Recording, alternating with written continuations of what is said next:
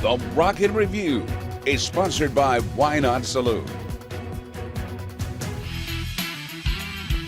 We're so thrilled to have on the show a country music singer, songwriter, entertainer. You know her from American Idol, but now she has her own brand new EP that's out. Kennedy Reid, thanks for coming on the show. Hi, thank you so much for having me. You know, I feel like I know you already from seeing you on American Idol, hanging out with your buddy and mentor, Jelly Roll. Yes. So how was that whole experience? I mean, obviously, you know, coming out of Indiana, not Louisville, Kentucky, although you performed Right. there, you know, because Indiana wants to take credit for you. Right.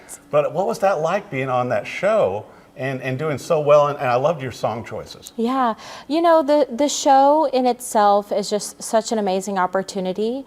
And if you really think about it, there aren't a whole lot of people that get that opportunity. Right.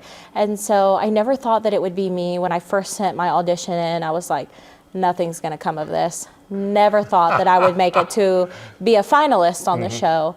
And I'm just so blessed for all the doors that the show has opened for me.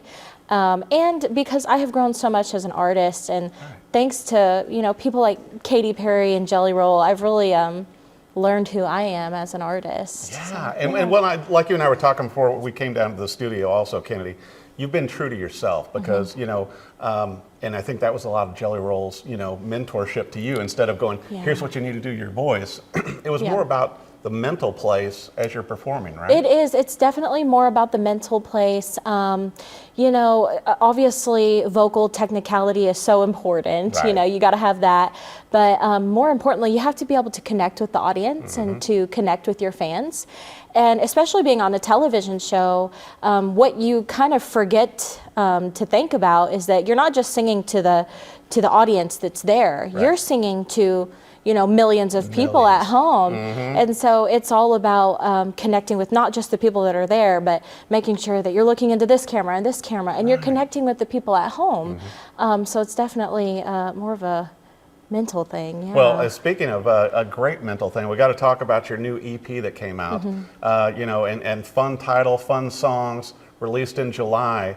You know, When Hell Freezes Over, and you've been working with some incredible songwriters here in Nashville also. And giving your input into this. So what's this whole process been like? Yeah, you know, the process has just been so amazing for me. I think working with the songwriters, they were the first people that ever really wrote a song for me.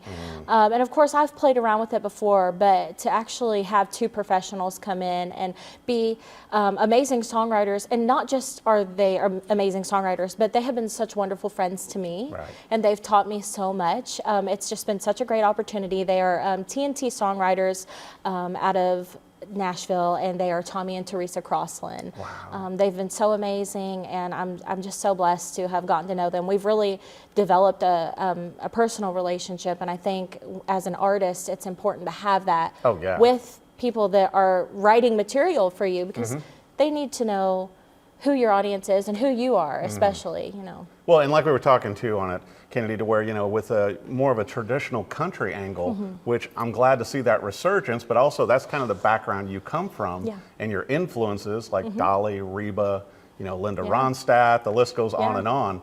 So you started singing as a young girl back in Indiana. Was that like in church or just at home or what? Yeah, so I've always loved to sing. I've always loved to perform. You know, I think since I was this big, I've been doing like dance classes and things like that. But I really sparked my love for music was actually singing in nursing homes. I was heavily involved in my church youth group, and my youth pastor, he did a ministry where he would go to different nursing homes and sing for the residents. Right. And of course, when you go to a nursing home, you can't go in there and sing Taylor Swift. No. You know, they wanted to hear the Patsy Cline, the Loretta Lynn, and that's really where I realized that I'm an old soul, and I knew that was my vein, my calling. It's also such a great way to give back, because I know my daughter and I have played nursing homes too, and the audiences in there, you know, the seniors and their families and everything get so much from it. Yeah. From you coming in there and singing for them. It means a lot. It does, yeah. It's a great attachment. But I got to bring up also, you know, besides your, you know, original career working funeral home, which is kind of different. Yeah. You know, as Katy Perry mentioned with your coffin, you know, nails and everything that you're kind of known for. But I found it interesting that the same people that owned the funeral home that you worked for also had a music venue. Yeah. You started singing there and then end up emceeing the whole thing. So really, it's kind of been an evolution for you. Is it the Grand Ole Opry? Yeah, so we called it the Grand Ole Country Music Show.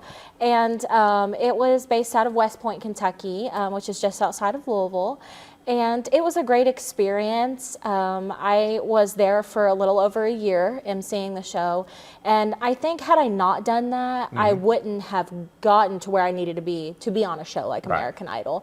I think I needed that year of performing experience, and, your voice is truly an instrument, and the more you use it, the better you get. So I needed that year of practice. I mean, but you can't buy that. You know what I mean? It's live. You're playing to crowds, or as you've mentioned before, whether there's 6 people in the crowd or hundreds of people in the crowd.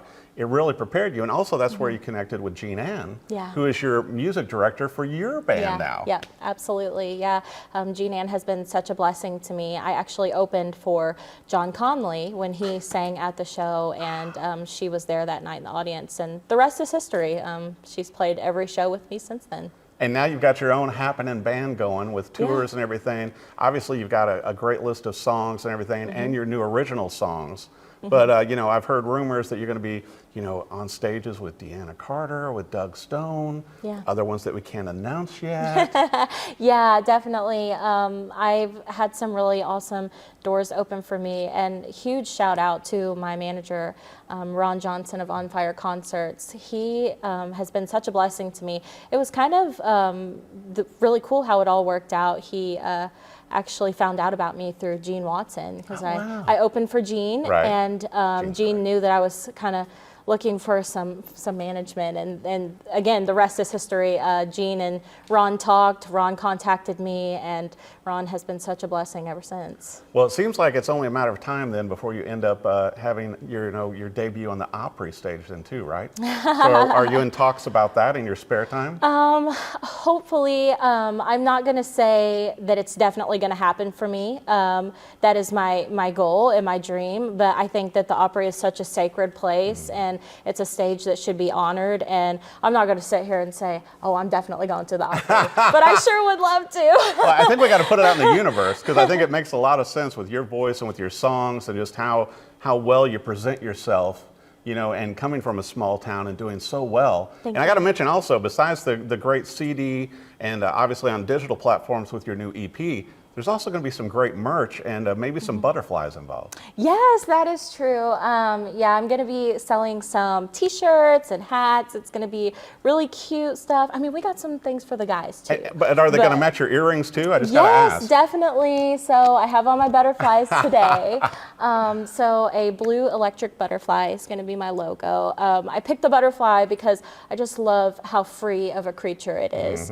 And it's beautiful. And I think that everyone's beautiful. Everybody should be happy in their own skin, no matter what you look like or what you do. I encountered a lot of internet bullying while I was on American Idol. I'm so sorry to hear that. Well, actually, it was really great that it happened to me, because I am stronger than I've ever been before. And now I can advocate for other young women and young children, or even older women that are going through that, because I think, unfortunately, people of all ages endure things like that, and so it's my goal to advocate for those people.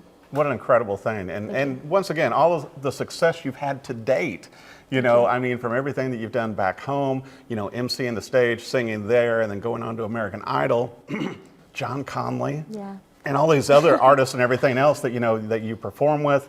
It seems like everything is just coming together for you, Kennedy. It does seem to be that way, and I just hope that God lets it continue. I'm going to continue to try to do the right thing and keep making music. And my goal is to just bring joy to other people through my music. I think you're definitely doing that. And it's so great to see somebody of your caliber, bringing the music, bringing the songs, and a brand new EP.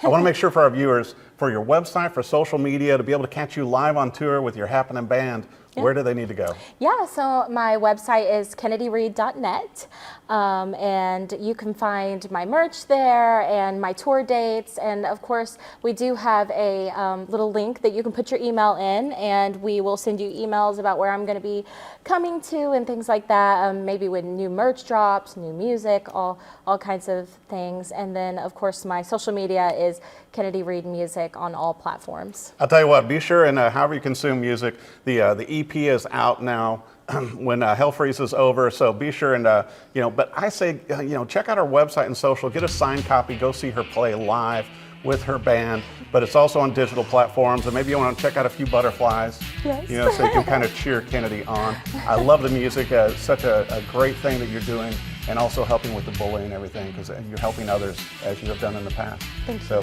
Kennedy Reid, thank you so much for coming on the show. Thank you guys.